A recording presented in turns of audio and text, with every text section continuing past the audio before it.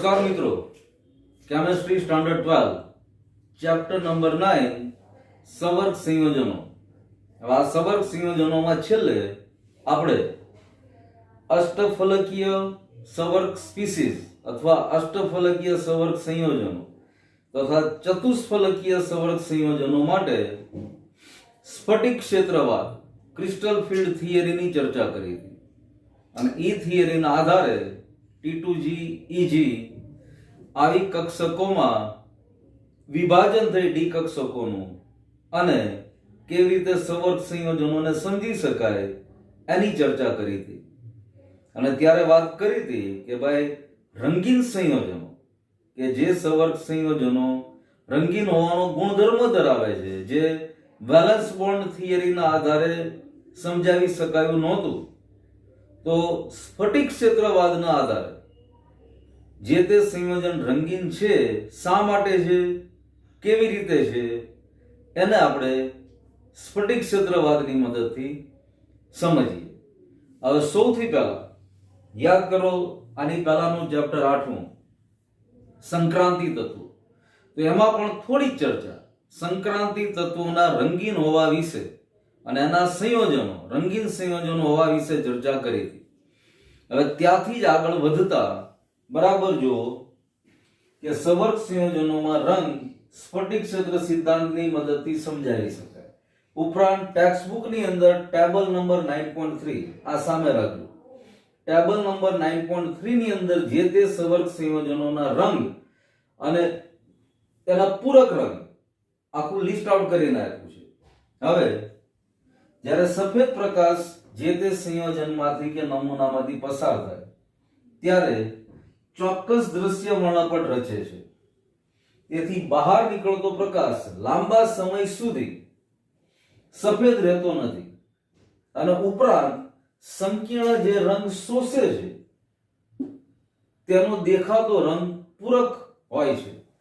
હવે જે તે રંગનો પૂરક રંગ ને આવું કદાચ ચિત્રમાં તમારી સામે આવી ગયું હશે. વાદળી, લાલ, લીલો આ બધા મૂળભૂત રંગ છે. એના પૂરક રંગો પણ ચિત્ર જ્યારે ભણતા હશો, ડ્રોઈંગ એટલીસ્ટ 9મી સુધી તો ડ્રોઈંગ ભરવાનું ફરજિયાત હોય છે આપણા ગુજરાત બોર્ડ પ્રમાણે, તો ત્યારે આ વસ્તુ આવી ગઈ હશે કે ભાઈ જે તે રંગનો પૂરક રંગ કયો હોય છે. અને છતાં ટેબલ નંબર 9.3 ની અંદર એ આપ્યું છે. હવે ઉદાહરણ તરીકે જોઈએ, ખાસ સમજજો. ટિટેનિયમનો સવર્ગ સંયોજન કે જેમાં ટિટેનિયમનો ઓક્સિડેશન આર +3 છે અને લિગેન્ડ તરીકે H2O છે.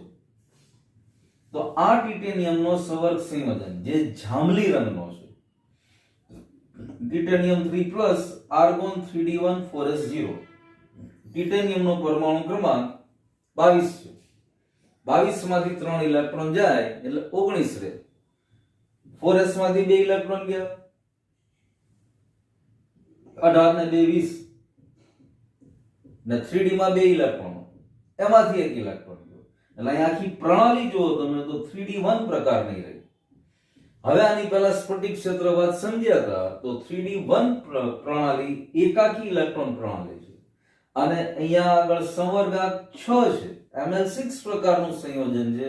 એટલે સ્વાભાવિક જે અષ્ટફલકીય રચના ધરાવતો હોય, એટલે અહીંયા એકાકી ઇલેક્ટ્રોન પ્રણાલી તથા આ સવર્ગ સંયોજન અષ્ટફલકીય છે. હવે આગળ d1 ઇલેક્ટ્રોન ધરા સ્થિતિમાં T2G સ્તરમાં પ્રાપ્ય છે. એનું જ બતાવ્યું છે. T2G 3 કક્ષકો, EG 2 કક્ષકો, Ti3+ ની ધરા અવસ્થાની રચના બતાવી છે. હવે પછીની ઊંચી અવસ્થા EG સ્તરમાં પ્રાપ્ય બનશે, પણ કેવી રીતે? તો બરાબર જો સંકીર્ણ વડે વાદળી લીલા ગાળાને અનુરૂપ પ્રકાશ શોષવામાં આવે, આ સંકીર્ણ વાદળી લીલા રેન્જ વાળા દ્રશ્યમાન પ્રકાશના વર્ણપટમાંથી વાદળી લીલા રેન્જ વાળા ઈ ગાળાના અનુરૂપ પ્રકાશને શોષે, તો ઇલેક્ટ્રોન T2G સ્તરમાંથી ઉત્તેજિત થઈ આ પ્રકાશનું શોષણ થયું. આ ધરા અવસ્થા, ઉત્તેજિત અવસ્થા. તો આ ઉત્તેજિત અવસ્થામાં Eg કક્ષકમાં દાખલ થશે. T2G કક્ષક ખાલી કરી અને Eg કક્ષકમાં દાખલ થશે, Eg સ્તરમાં દાખલ થશે. તો Eg T2G સ્તરમાંથી Eg સ્તરમાં ઉત્તેજિત કરશે. મતલબ ઇલેક્ટ્રોન રચના કેવી બનશે? T2G1 Eg0 હતી, એમાંથી T2G0 Eg1, અને પરિણામે સંકીર્ણ જાંબલી રંગનો દેખાય છે. વાદળી લીલા રંગના પૂરક રંગ જાંબલી રંગ આપે એટલે જાંબલી રંગનો સંકીર્ણ આપણને દેખાય છે. બીજી એક વસ્તુ ખાસ નોંધવાની, અહીંયા લિગેન્ડ તરીકે H2O છે, જે તટસ્થ લિગેન્ડ છે. હવે જો લિગેન્ડની ગેરહાજરીમાં સ્ફટિક ક્ષેત્ર વિપાટન થતું નથી, આ ખાસ નોંધવાનું. સ્ફટિક ક્ષેત્ર વિપાટન થવા માટે લિગેન્ડની હાજરી અનિવાર્ય છે. એટલે લિગેન્ડની ગેરહાજરીમાં સ્ફટિક ક્ષેત્ર વિપાટન થતું નથી અને તેથી જ પદાર્થ રંગવિહીન દેખાય છે. દાખલા તરીકે TiH2O6Cl3, મતલબ Ti3+ પ્રકારનો સંયોજન થયું ને ગરમ કરતા પાણી દૂર થાય છે અને પાણી દૂર થતા આ સંયોજન રંગવિહીન દેખાય છે. હજી એક બીજું ઉદાહરણ જોવું હોય તો જો કોપર સલ્ફેટ, લેબની અંદર આ પદાર્થ બહુ જાણીતો છે, જેને ગુજરાતીમાં મોર થૂથું કહીએ છીએ આપણે, પણ હમણાં કેટલાય સમયથી લેબ કે સ્કૂલ જોઈએ જ નથી, એટલે આ પદાર્થ તમને બતાવું છું. જો આ કોપર સલ્ફેટ છે, વાદળી ભૂરા રંગનો પદાર્થ છે. હવે આ CuSO4 5H2O છે. આ પદાર્થનું આણ્વીય સૂત્ર CuSO4 5H2O, કોપર સલ્ફેટ પેન્ટાહાઇડ્રેટ છે. CuSO4 5H2O વાદળી રંગનો છે. હવે આને ગરમ કરવામાં આવે અને એવા તાપમાન સુધી ગરમ કરવામાં આવે કે પાણીના 5 અણુ આમાંથી દૂર થઈ જાય. તો પાણીના 5 અણુ દૂર થતા આ આખો પદાર્થ સફેદ રંગનો, ધેટ મીન્સ રંગવિહીન, વાદળી રંગમાંથી રંગવિહીન બની જશે અને એને કહેવાય કોપર સલ્ફેટ, નિર્જળ કોપર સલ્ફેટ અથવા એનહાઇડ્રસ કોપર સલ્ફેટ, જેમાં પાણીનો એક પણ અણુ નથી. એટલે અહીંયા જો 5 પાણીના અણુ દૂર થઈ જતા અને વાદળી રંગ ગુમાવી દીધો, વાદળી રંગ ગુમાવી દેશે. આવું જ આ સવર્ગ સંયોજનમાં પણ થાય છે ટિટેનિયમ વાળા. હજી આગળ બીજા ઉદાહરણ પર આના સમજીએ, પણ એની પહેલા સ્ફટિક ક્ષેત્રવાદની મદદથી જે તે સવર્ગ સંયોજનના રંગને કેવી રીતે સમજી શકાય એ આખી વસ્તુ આપણી સામે છે. હજી એક ઉદાહરણ સંકીર્ણના રંગને સમજવા માટે લઈએ. આ ઉદાહરણમાં હેક્ઝા એક્વા નિકલ 2+ આ ઉદાહરણ લઈએ. હવે આ ઉદાહરણની મદદથી પણ સંકીર્ણ રંગને સહેલાઈથી સમજી શકાય. હવે આમાં તમે જુઓ તો હેક્ઝા એક્વા નિકલ 2+, આમાં ધીમે ધીમે દ્વિદંતી ligand ethane 1,2 diamine, EN that means ethane 1,2 diamine દ્વિદંતીય લિગેન્ડ છે. આપણે ભણી ગયા લિગેન્ડના વર્ગીકરણમાં. તો આને ધીમે ધીમે ઉમેરો તો સંકીર્ણના રંગમાં કેવો અને શું ફેરફાર થાય છે એ સમજતા છીએ. દાખલા તરીકે હેક્ઝા એક્વા નિકલ 2 ઓક્સિડેશન આ 2 છે પ્લસ લીલા રંગનો પદાર્થ છે. હવે આમાં ધીરે ધીરે ઇથેન 1,2 ડાયમાન ઉમેરો, 1:1 મોલર ગુણોત્તર. તો જે સંયોજન બન્યું ટેટ્રા એક્વા નિકલ 2+, પાણીના 2 મોલ છૂટા પડ્યા, પણ જે સંકીર્ણ સંયોજન બન્યું એનો રંગ આછો વાદળી રંગનો મળ્યો. હવે આ સંકીર્ણને ફરીવાર લઈએ. આછા વાદળી રંગના NiH2O4 2+ aqueous જલીય દ્રાવણ, એમાં ફરીવાર ઇથેન 1,2 ડાયમાઇન ઉમેરવામાં આવે aqueous.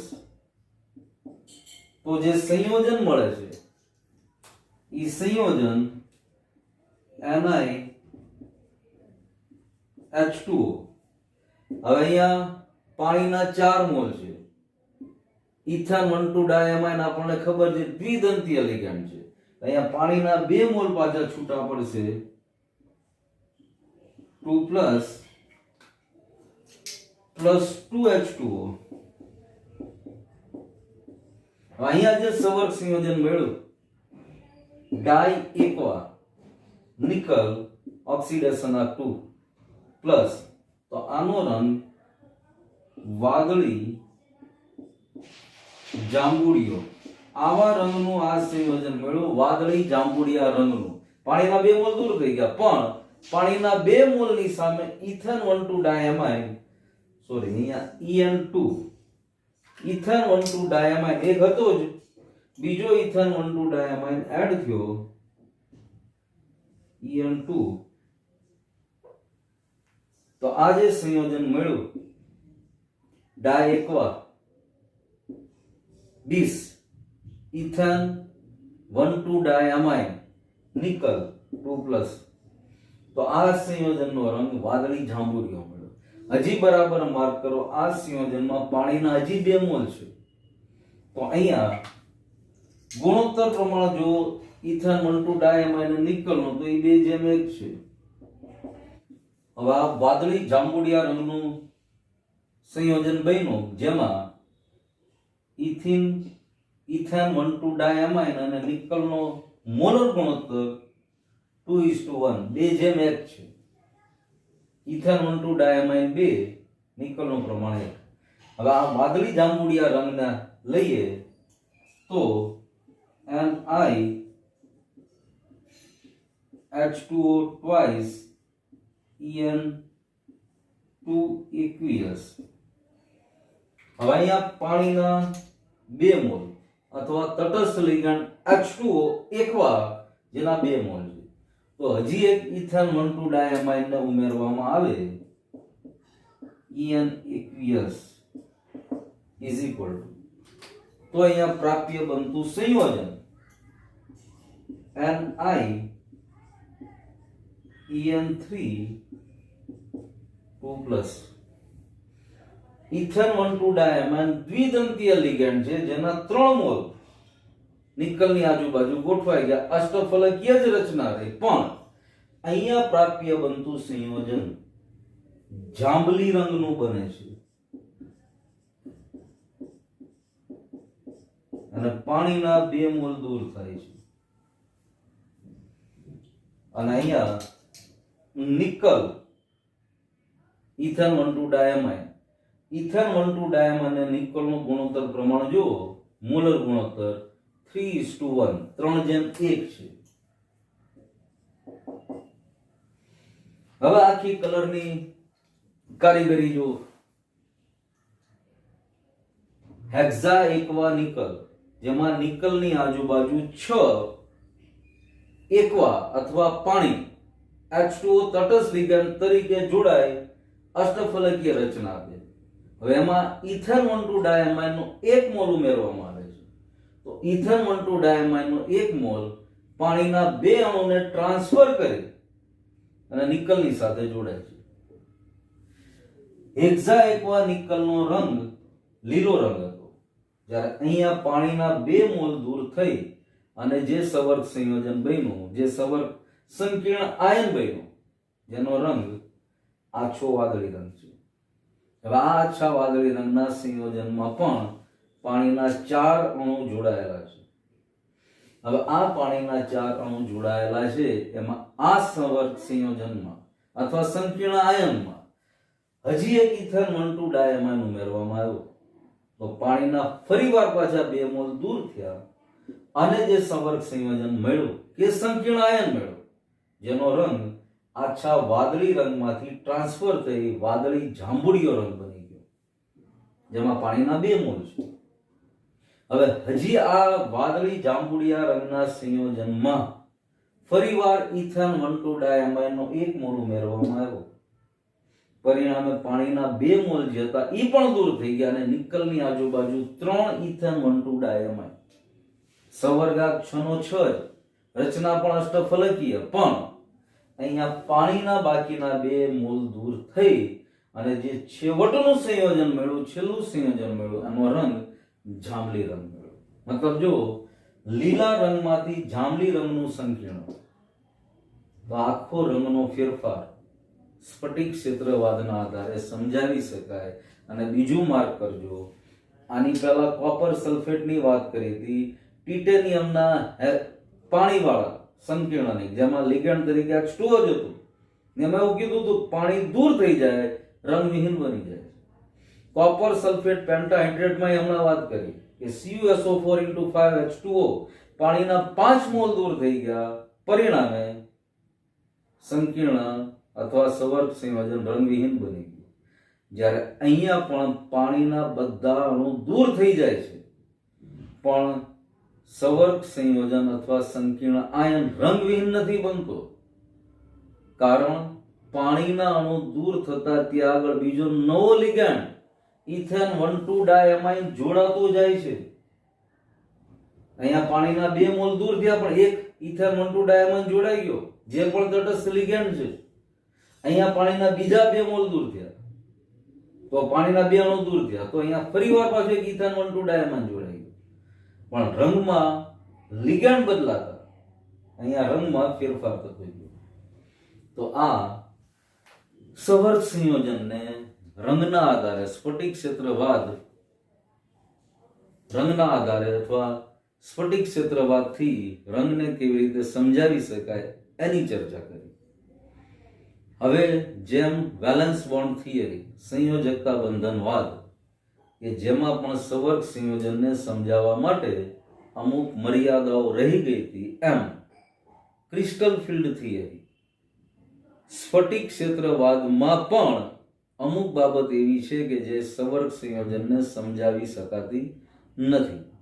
તો એની કઈ કઈ મર્યાદાઓ છે એ જોઈએ, ને એની પછી મેટલ કાર્બોનિલ, ધાતુના કાર્બોનિલ સવર્ગ સંયોજનો વિશે ચર્ચા કરીએ. પણ એ ચર્ચા પહેલા સવર્ગ સંયોજનો અને રંગ આને બરાબર છે ગળે ઉતારી, જોયા વગર 1 કે 2 વાર લખી પછી આ વસ્તુ સમજવાની. હવે ક્રિસ્ટલ ફિલ્ડ થિયરીની લિમિટેશન્સ અથવા મર્યાદા જોઈએ તો સૌથી પહેલા જો આ સંયોજન આપણને શું સમજાવવામાં મહદઅંશે સફળ રહ્યું, તો કે સવર્ગ સંયોજનની બનાવટ, રંગ જે હમણાં જ આપણે જોયું, અને એની ચુંબકીયતા, ચુંબકીય ગુણધર્મો, આ બધી બાબતને આ સિદ્ધાંતની મદદથી સફળતાથી સમજાવી શકાય. પણ લિગેન્ડ બિંદુભાર છે એ ધારણા ઉપરથી એમ અનુસરે છે કે ઋણભારીય લિગેન્ડે વધારે વિપાટન અસર દર્શાવવી જોઈએ. પણ તમે આખી સ્પેક્ટ્રોકેમિકલ સિરીઝ કે જે આપણે લખી હતી સ્ફટિક ક્ષેત્રવાદ સમજતી વખતે એને માર્ક કરો તો ઋણભારીય લિગેન્ડ સ્પેક્ટ્રોકેમિકલ સિરીઝમાં નીચેના છેડામાં મળી આવે છે.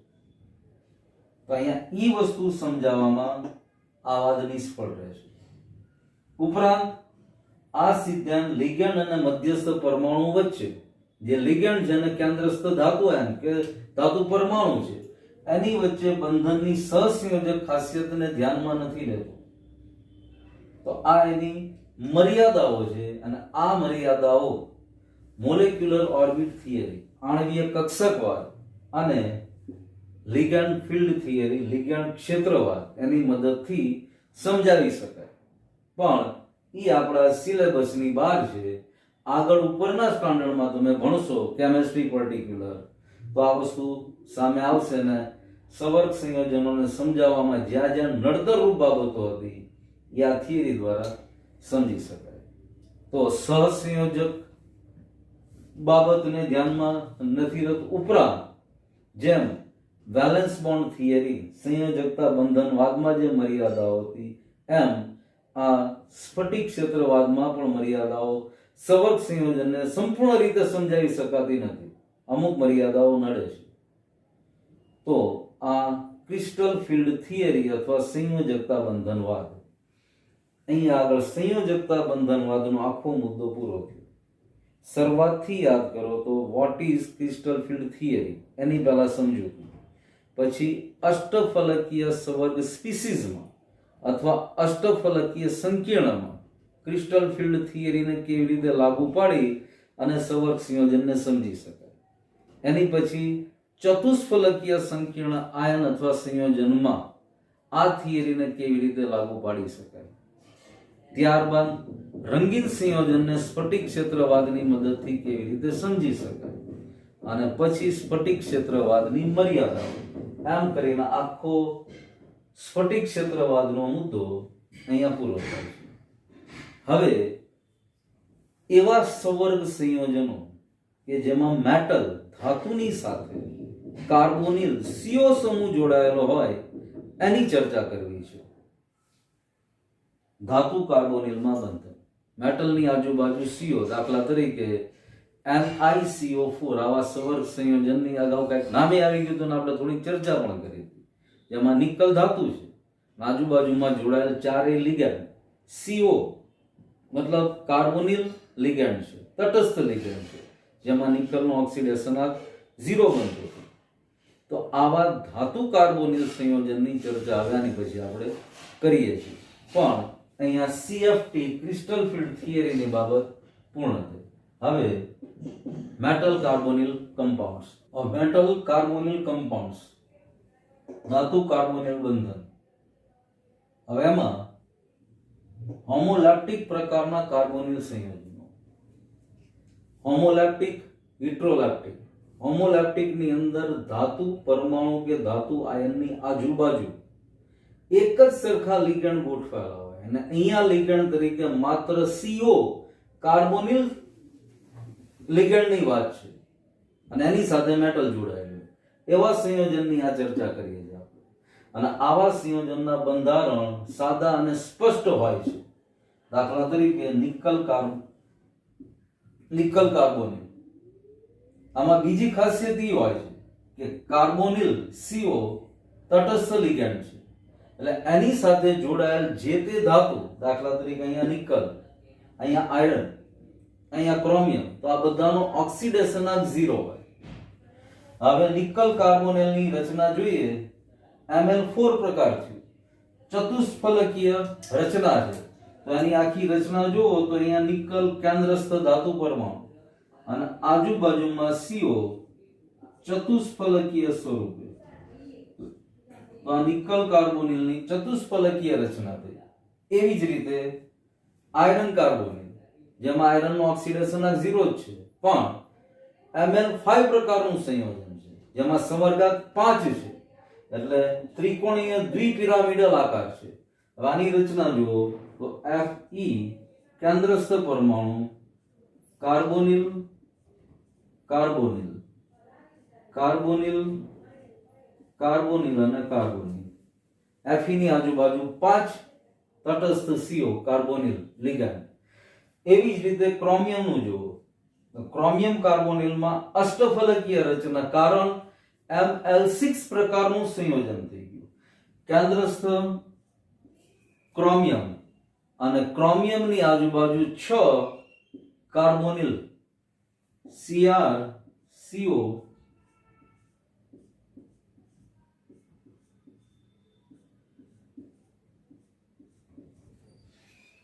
તો આ Ml4, Ml5 અને Ml6 પ્રકારના ધાતુ કાર્બોનિલ કમ્પાઉન્ડ.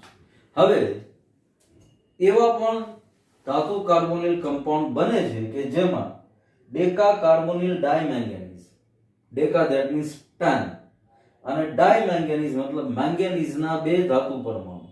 મેંગેનીઝ વચ્ચે બોન્ડિંગ થઈ અહીંથી શ્રેણી જોડાય અને આખું સંયોજન બને Mn2CO10, that means deca carbonyl ડાયમેંગેનીઝ. એની રચના જોઈએ તો મેંગેનીઝ અને મેંગેનીઝ, એની આજુબાજુ 5 CO, CO, એક મેંગેનીઝની આસપાસ 5 CO. એવી જ રીતે બીજો મેંગેનીઝ,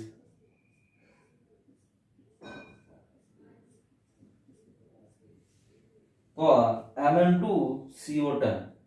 એવી જ રીતે octa carbonyl dicobalt, octa carbonyl that means 8 CO ના પરમાણુ, 8 CO લિગેન્ડ અને આજુબાજુ 2 કેન્દ્રસ્થ કોબાલ્ટ. તો અહીંયા સૌથી પહેલા 2 કોબાલ્ટ CO હવે એની આજુબાજુ 8 કાર્બોનિલ. હવે અહીંયા ખાસ ધ્યાન રાખવાનું, આ CO કોબાલ્ટની સંજ્ઞા છે, કેપિટલ C અને નાનો O. જ્યારે કાર્બોનિલમાં કાર્બન અને ઓક્સિજન, તો C double bond O, C double bond O, CO બે ધ્યાન, CO CO 3 અને 1 4. એવી જ રીતે આ CO ની આજુબાજુ CO કાર્બોનિલ કાર્બોનિલ, વચ્ચે બે કોબાલ્ટ કોબાલ્ટ કોબાલ્ટ વચ્ચે બોન્ડિંગ, અને એક કોબાલ્ટ ની આજુબાજુ 4 અને બે કાર્બોનિલ બંને કોબાલ્ટ ની વચ્ચે છે. તો આ રચના અથવા આ બંધારણ ઓક્ટા કાર્બોનિલ ડાયકોબાલ્ટ નું. હવે બીજી આવા પ્રકારના સંયોજનની ખાસ ખાસિયત કે અહીંયા બરાબર જુઓ તો અહીંયા મેટલ અને C, અહીંયા કાર્બોનિલ. તો મેટલ અને કાર્બન, ધાતુ અને કાર્બોનિલનો કાર્બન, આ બંને વચ્ચે એક સિગ્મા બંધ બને છે. હવે આ સિગ્મા બંધ ધાતુ કે જેની ડી કક્ષકો ખાલી છે, અને CO કાર્બોનિલ કાર્બનના અબંધકારક ઇલેક્ટ્રોન યુગ્મ, આ બંને વચ્ચે સિગ્મા બંધ રચાય છે. એમ ધેટ મીન્સ મેટલ ધાતુની ખાલી ડી કક્ષકો અને એમાં કાર્બન મોનોક્સાઇડ અથવા કાર્બોનિલ કાર્બનના અબંધકારક ઇલેક્ટ્રોન યુગ્મ, પરિણામે સિગ્મા બંધ રચાય છે, જે મજબૂત બંધ છે. અગાઉ પણ સિગ્મા અને પાઈ બંધ વિશે ભણી ગયા છે. હવે એવી જ રીતે પાઈ બંધ પણ આમાં રચાય છે. તો આ પાઈ બોન્ડ કાર્બન મોનોક્સાઇડ અથવા કાર્બોનિલ માં પાઈ સ્ટાર બંધ પ્રતિકારક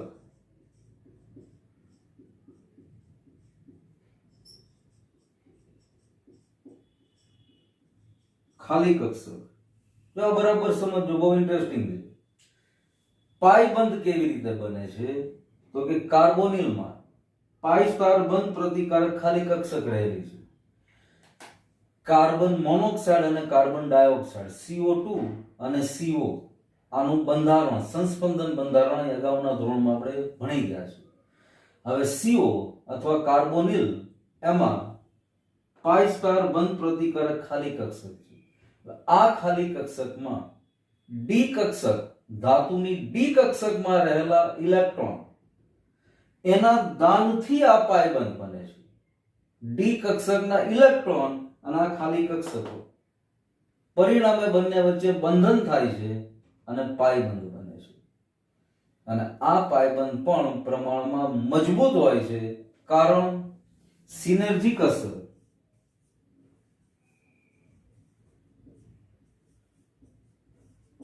સિનર્જીક ઇફેક્ટ અથવા ગુજરાતીમાં સકર્મ અસર ઉત્પન્ન કરે છે. અને આ સિનર્જીક ઇફેક્ટના કારણે આ બોન્ડિંગ પણ મજબૂત બને છે. ખાસ ધાતુ કાર્બોનિલમાં આ જ વસ્તુ બરાબર ગળે ઉતારવાની છે કે સિગ્મા ઉપરાંત પાઈ બંધ પણ બને છે. સિગ્મા બંધ સિમ્પલી મેટલ ધાતુ અને કાર્બનમાં રહેલી ખાલી કક્ષક, ધાતુમાં રહેલી ખાલી કક્ષકો, એમાં કાર્બનના અબંધકારક ઇલેક્ટ્રોન યુગ્મનું ઉદાહરણ, જેનાથી સિગ્મા બોન્ડ બની ગયો. પણ પાઈ બોન્ડ કાર્બન મોનોક્સાઇડ અથવા કાર્બોનિલમાં પાઈ સ્ટાર બંધ પ્રતિકારક ખાલી કક્ષક છે, જેમાં ધાતુની ડી કક્ષકના ઇલેક્ટ્રોન વડે બંધન થાય છે અને પરિણામે પાઈ બંધ બને છે. અને આ બોન્ડિંગ સિનર્જીક ઇફેક્ટ, સંકર્મ અસર દર્શાવે છે, જે બંધને સબળ અથવા મજબૂત બનાવે છે. તો આ ધાતુ કાર્બોનિલ કમ્પાઉન્ડ, જેના જુદા જુદા 5 ઉદાહરણો જોયા: nickel carbonyl, iron carbonyl, chromium carbonyl અને મેંગેનીઝ વાળા, ડાયમેંગેનીઝ વાળા અને ડાયકોબાલ્ટ વાળા. તો આ ધાતુ કાર્બોનિલ. અને એની પછી આ પાઠનો છેલ્લો ટોપિક ઉપયોગો સંવર્ગ સંયોજનોના. હવે એને એટલા સરળ છે ઘણા બધા ઉપયોગો બુકમાં આપ્યા છે. બુકમાં આપ્યા એની કરતા પણ ઘણા બધા ઉપયોગો હોય જ, પણ એટલી જ ટેક્સ્ટ બુકની અંદર આપણને જે એપ્લિકેશન્સ અથવા ઉપયોગો કે અનુપ્રયોગો આપ્યા છે એને બરાબર ધ્યાનમાં રાખવા જોઈએ.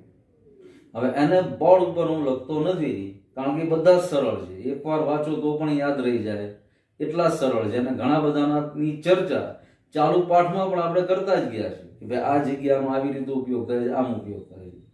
ખાસ કરીને યાદ કરો તો ક્લોરોફિલ પ્રકાશ સંશ્લેષણની ક્રિયા માટે ખૂબ જ અગત્યનું જે વનસ્પતિની અંદર રહેલું છે. તો આ ક્લોરોફિલ મેગ્નેશિયમનું સંકીર્ણ છે. એવી જ રીતે વિટામિન B12 કોબાલ્ટનું સંકીર્ણ છે.